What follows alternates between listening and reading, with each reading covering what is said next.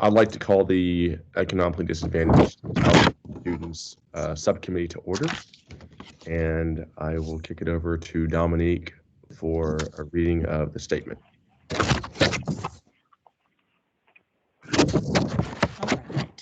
Hello. The Tennessee Department of Education is excited to work with you on this opportunity to discuss the state's formula for funding public education. Before we begin, the department would like to remind you of the following. Conversations on this topic are not intended to reflect on the current BEP funding formula. The current BEP funding formula will remain in place until a new funding formula is recommended to and approved by the Tennessee General Assembly. The public is encouraged to submit comments in writing to ensure that all communications are thoroughly documented and can be reviewed and considered in the future. Public comment is encouraged to focus on developing a new funding formula rather than revising the current funding formula. Consider what should be funded in a new formula and at what level. Subcommittees will be responsible for reviewing public comment and making recommendations for what should be included in a new funding formula.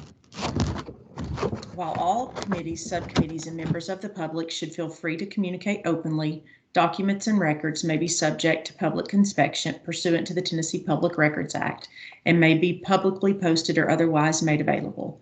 All recommendations that are submitted by subcommittees and committees will be reviewed and considered, but not all recommendations will ultimately be included in the proposed funding formula. Let me check. Make sure I've got everybody accounted for. So I have Representative Hurt, Victor, Gloria, Mary, Courtney Mott, Samantha, and Sherelle. Is there anybody I've missed? I think that's everyone. Thank you, Dominique. Well, let's get right into it. So we ended last meeting with defining different policies. So we're going to continue going down that road, and you'll see a lot of terms on here, but I went through and looked and identified the ones that I think are most pertinent to our calling in this subcommittee. So and then ones I think that our group would really cares about and wants to ensure that we're addressing. So let's dive right in. Let's start with one that actually has come up a lot, and let's start with teacher salaries. So again, we're looking at what does it mean to include teacher salaries? How should that be defined when it comes to teacher salaries? Are we talking about just a general salary? Are we talking about some sort of incentive included in that? I'll just open up the floor for thoughts around this policy term. So feel free to jump in, come off mute, and if you're not speaking, please remain on mute. But go ahead and jump in.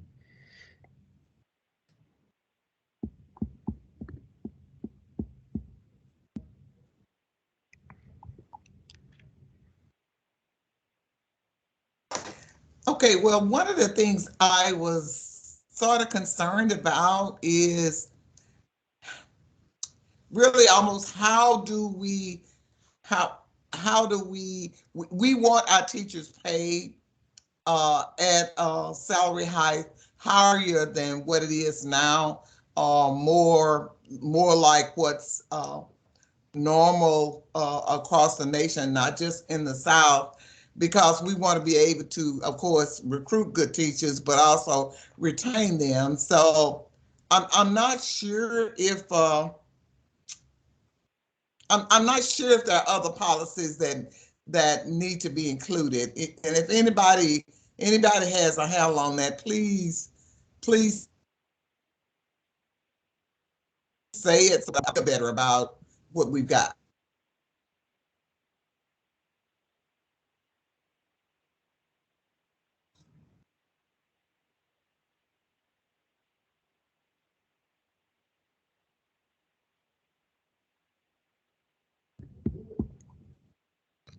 And that's I think that this is one that will continue to be a high topic of conversation. I think when we even talk about funding education, and then obviously in looking at a new student-based formula where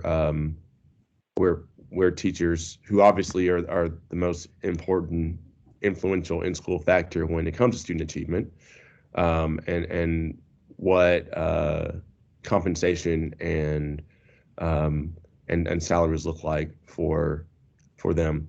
So so I think for now, looking at, so maybe for now, Dominique, we just leave this one blank and we end with any additions to that. I think the next one we should hop to is tutoring. So the question is, this is required for students who score at below on third grade TCAP beginning in school year 2023-2024. Should there be funding included in the formula for this legally required support? So this is referencing legislation that was passed about a year ago during a special session to really address the learning loss and the literacy rates of students in our state. So I have some general thoughts about that. Yes, we should most certainly include this, but I think it makes sense to include this as as a weight. I think, if I recall, looking at the framework, it was placed in the section of direct funding, and I think it referenced the Tennessee All-Core Tutoring Program, and I think it was focusing on fourth grade. But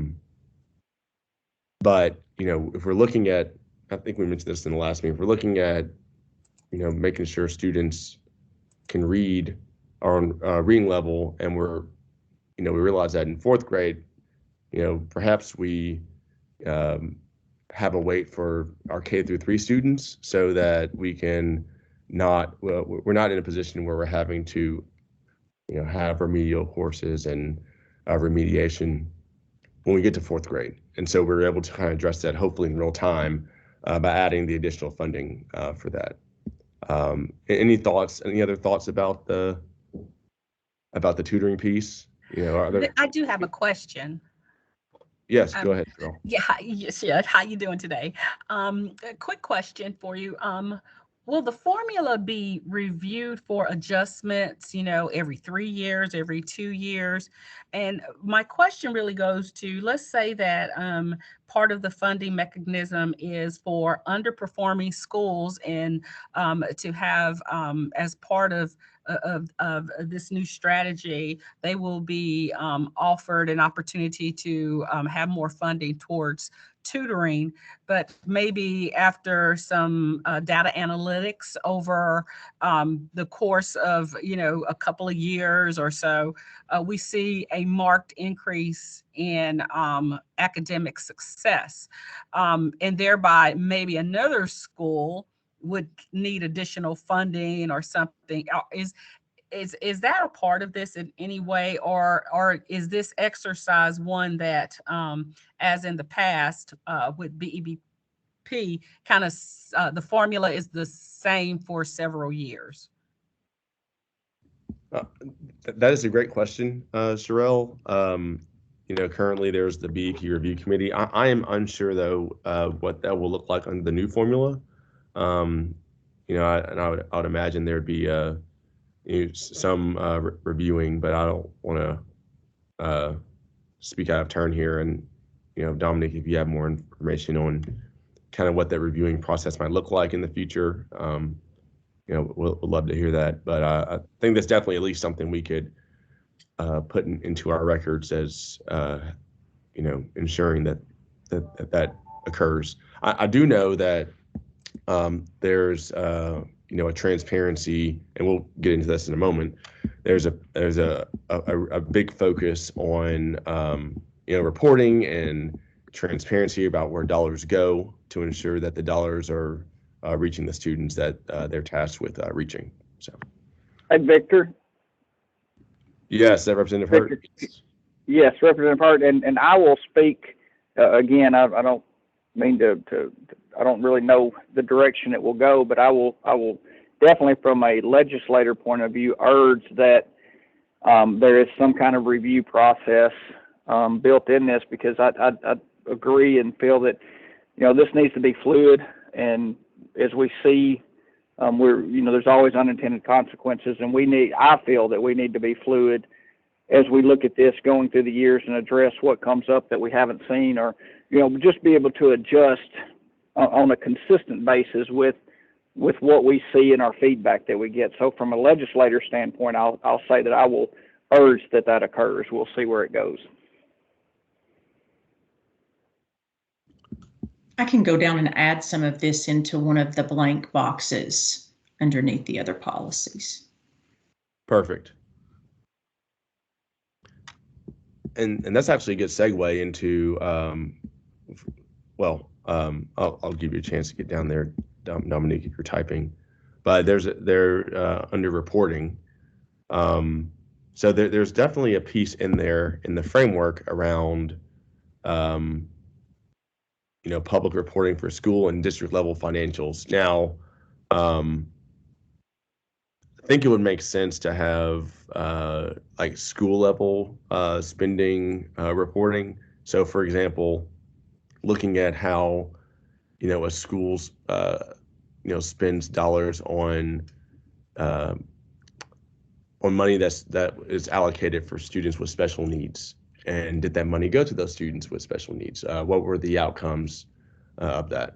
I think that would be great for from a lawmaker standpoint, Representative Hurd, or even parents, and then obviously for the department to ensure that money is going where it was supposed to go.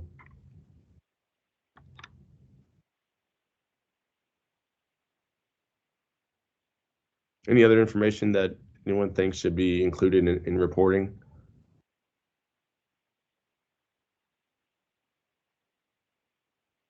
And Dominique's going to get on to me for saying this, but if we look at the current formula, it's really hard to see exactly on a granular level, our dollar is going to the most at-risk students and students with the highest need. It's not really a way to track that. So this proposal by the department would, create the infrastructure for that to occur.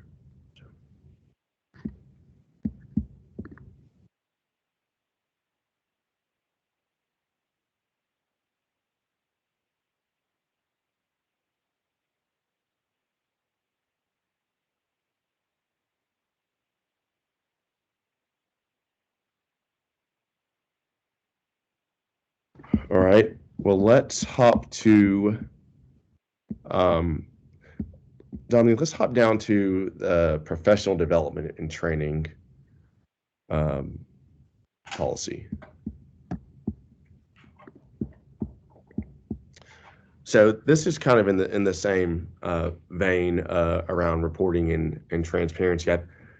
We're looking at, if we look at the amount of federal dollars that have come to Tennessee to help address student learning loss in schools and provide support for school districts during the pandemic and the educational challenges that students and teachers and school leaders and district leaders face.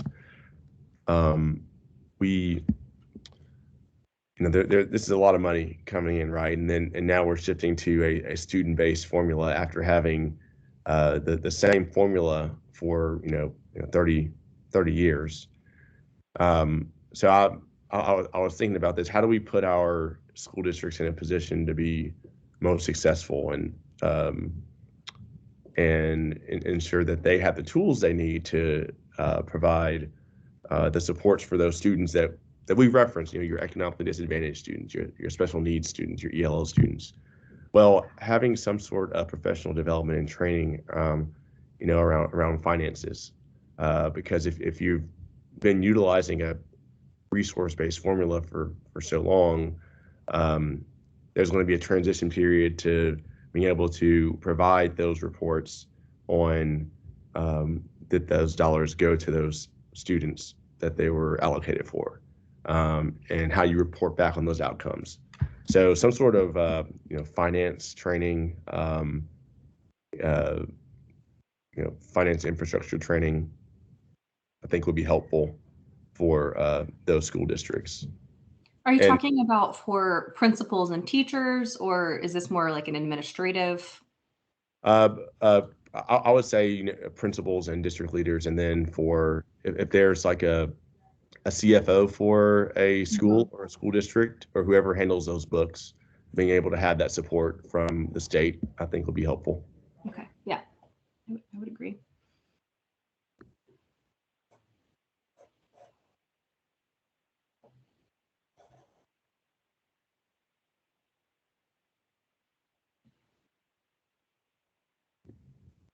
Any other thoughts about that one? Any other professional development and training that should be included in this as we shift to a student-based funding formula? I'm not totally sure if this is what exactly we're getting at with this, but just particularly for this subcommittee, thinking about things like adverse childhood experiences, training to look for some of those indicators for teachers, and also sort of disability inclusion training, I think would be really helpful as well. I don't know what is currently included in their training right now. Those are just some things that I think would be really helpful, particularly for the students that we're sort of trying to serve here. Yeah, I would add social emotional learning. Yep, agreed. Yeah, that's a great point, especially as you anticipate the districts that might weight heavily the dollars for those students around SEL and special needs, and ensuring that if it is something that has to be done, I guess more in-house. Obviously, you'd want the specialist to handle this, but teachers engage with students on a daily basis, right? So it'll be helpful for them to have the tools they need to support those students as well. So that's a great point. Exactly.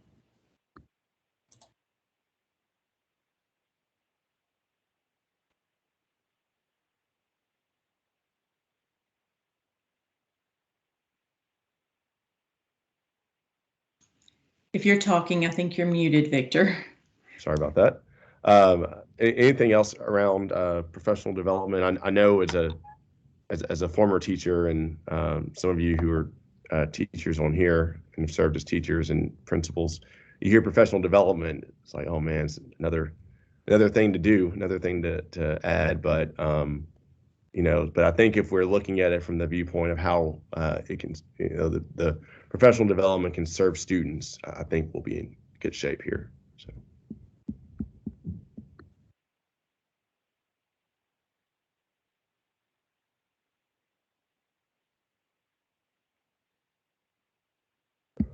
All right, well, let's hop over to, I should have spoken about this one earlier, but the K through 2 weight, Dominique.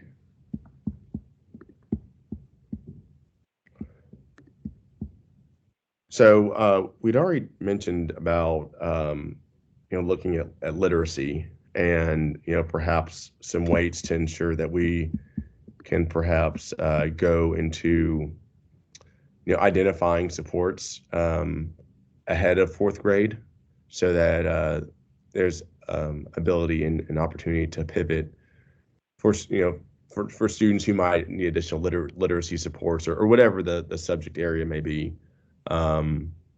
So any thoughts about a K through 2 weight specifically for those students? I agree that there could be a weight there, especially for students who are economically disadvantaged. The early years are incredibly important for helping them, stay on track and keep up. I would suggest that we add pre-K to this. Pre-K is the #1 thing that my community is talking about. I work mostly with rural communities. And a lot of the wait lists for pre-K are incredibly long. And in a lot of communities, the pre-K program is the only preschool or childcare option available. So if they don't have access to that, there's a lot of, they're being further economically disadvantaged by not having the pre-K program.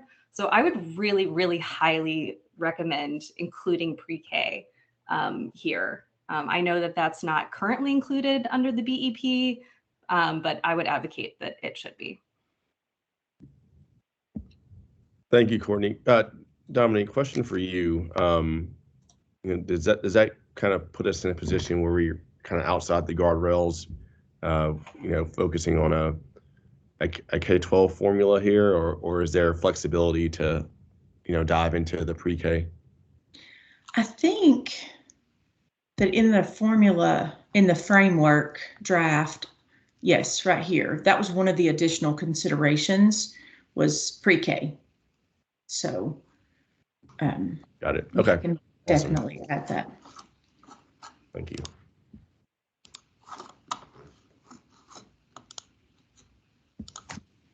Any other thoughts about K through 2 and weights there or needs there?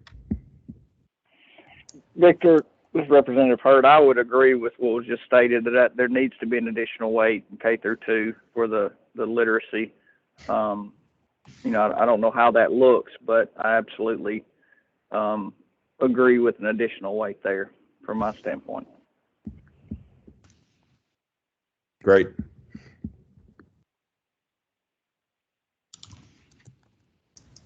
I concur, because I really think if we don't get, so much is so important that they get all that they need and all the help that they can get in those early years. So I think anything that weight that can be added is important.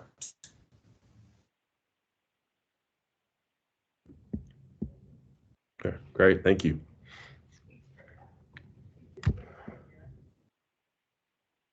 All right. Well, let's hop up to CTE, Career Technical Education. I know this has come up a number of times in our subcommittee, and kind of been talking to chairs of other subcommittees. This has come up, and there's been an investment from the state, from the legislature, in post-secondary preparation, vocational technical training, and so CTE falls under that policy pillar. So the request is to review the CTE content and provide feedback on how Tennessee may choose to address CTE considerations. So are there any thoughts about that? Does it make sense for CTE to be included in the framework as proposed? Should there be some weights around CTE in high school to provide those supports for those students? Should there be CTE supports for middle school to go ahead and identify options for students post-secondary earlier, so they're not waiting to junior or senior year? Any initial thoughts about that?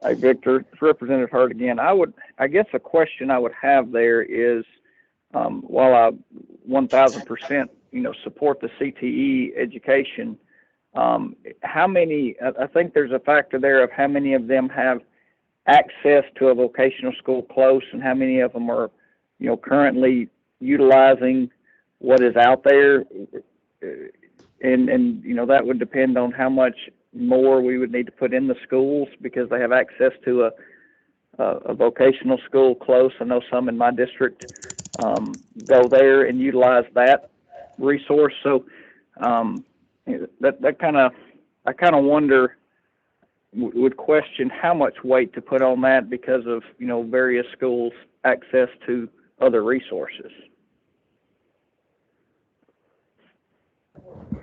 Yeah, no, that's a great point. And I think ideally what you'd want to do is including it in a way does allow for that flexibility. So, so if, Crockett County High Schools, for example, wants to, go heavy in on that investment, they have the flexibility to do that. But if there's another school district that may not be in the proximity of, a Blue Oval City or a Nissan or a Beretta or whatever it is, then they can tier that out as needed. And from kind of how I'm viewing it, I think that's what the formula is kind of getting at, to create that flexibility and adaptability for, school districts who have different needs. So that's a great point, though. Absolutely. Yeah, I'm with you there.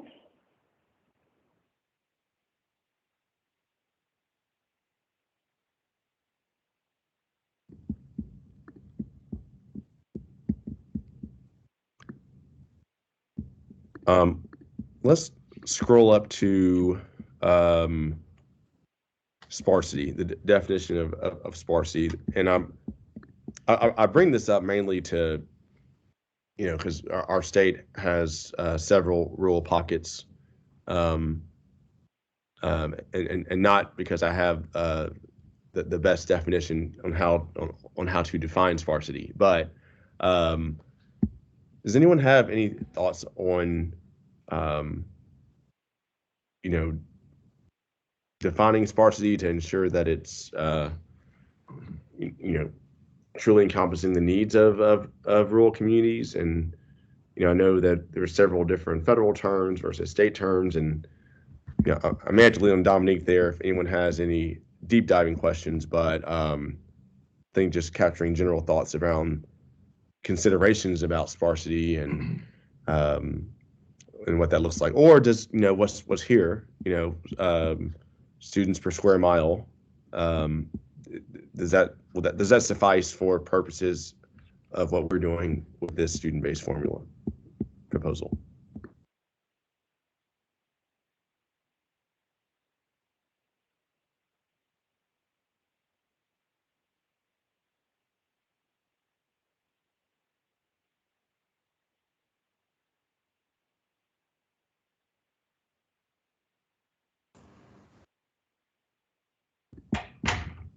And if this definition's good for everyone, that's fine as well. But I just want to make sure I open up the floor for if there are any thoughts specifically about that. So, well, I do not have any additional policy terms to cover. I'll open up if anyone would like to add something that we have not, that's not listed here, or something that we have not discussed. Open up the floor for that. But if no one has anything that they'd like to add, I think it'd probably be good, Dominique, to just go back through what we've listed, because this is our final meeting, and I want to make sure that what we submit to the commissioner and to the governor is something that we're all feel good about. So Dominic, if you'll just kind of read back kind of what we put, so we can put a bow on this, and then we'll keep moving. Okay, first I'm going to go back to last week's document to review what you all put with the ED and concentration of poverty, just to make sure we've captured everything for your group, since this is the ED group. So I'm going to go back and find that really quickly and read that out.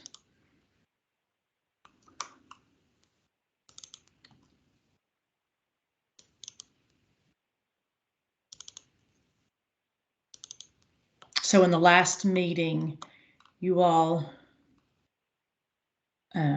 recommended, oh, if I can't get it to pull up. Wait just a second. Okay, so last week for the definition of economically disadvantaged, you all recommended to expand that to include families who receive teen care in addition to the direct certification, and put in writing the definition and all of the pieces that are included in direct certification. And then for the definition of concentration of poverty, you had attending a Title I school. It already said attending a Title I school, and your group said need to better define and include other things, a sliding scale based on number of low-income kids, using the same definition as above So that was from last week. And then today, let me pull back up. And I'm going to quit sharing my screen so that you all can see each other.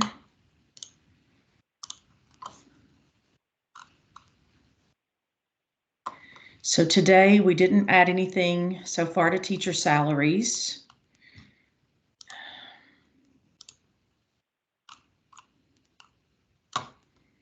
For tutoring, we said, yes, this needs to be funded. Makes sense to include this as a weight. Possible weight for K3 to help them put them in a position to not need these extra supports. And then I'll go on down in a minute to the other place that we talked about, that pre-K.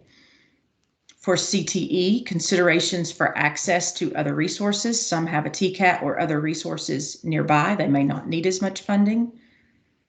For the K2 weight, I have weights to ensure we are identifying literacy supports ahead of 4th grade, especially for K2 ED students, and suggest adding pre-K to this grade band.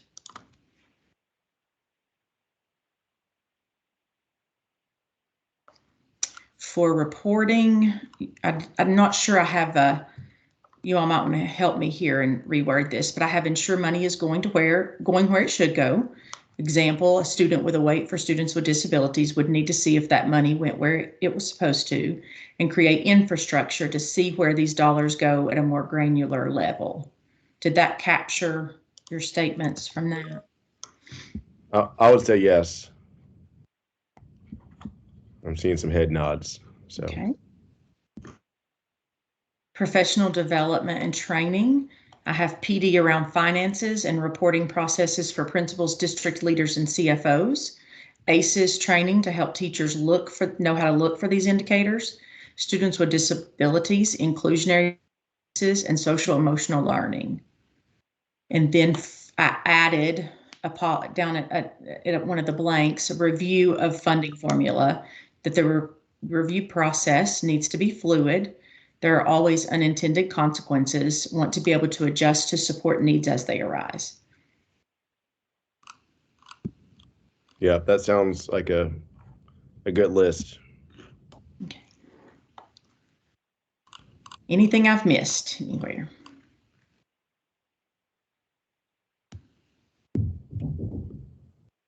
Thank you, Dominique. Well, a couple of announcements. So the State of the State is on Monday, January 31st, and the governor will discuss more his plans around the new formula. So looking forward to that. If you are not able to attend in person, please do tune in virtually. I think we'll have some exciting news. Thank you all again for your time. I know that we've been kind of at this for a while, and signing on virtually is not always easy. We all have a lot going on, and so I appreciate your engagement, and I appreciate your willingness to engage on a topic that's really complicated, right? Something that's complicated, and you got to ask tough questions and answer tough questions, and ensure that we're really putting students first in all this. So I really do appreciate thank you for your leadership. Thank you. And thank you, Dominique, thank you for your leadership. Thank you. And Dominique, thank you for your support. This is not the end. This is the beginnings. Please do stay engaged. I think you all have my contact information, so we're going to keep working on this, and hopefully we get there. I think we will, but it's going to take all of us. So Dominique, did I leave anything else out? No, I would just, if anyone wants to attend the State of the State in person, if you'll shoot me an email, if you're planning to attend. We're just trying to get a number of subcommittee members. It is first come, first served basis seating, but we're just trying to get a number for how many might be attending. So I will be there. I think Victor will be there. So if anybody's Yes, I will be interested, there. just let me know. And thank you all so much. You've been a great group to work with. I've enjoyed supporting you all throughout this process. And Victor, thank you for your leadership. All right. Well, nothing else for the good of the order. We are adjourned, and I will hopefully see you all soon. Have a good one. Thank you both so much. Bye. Bye. Thank you, Victor. Thank y'all.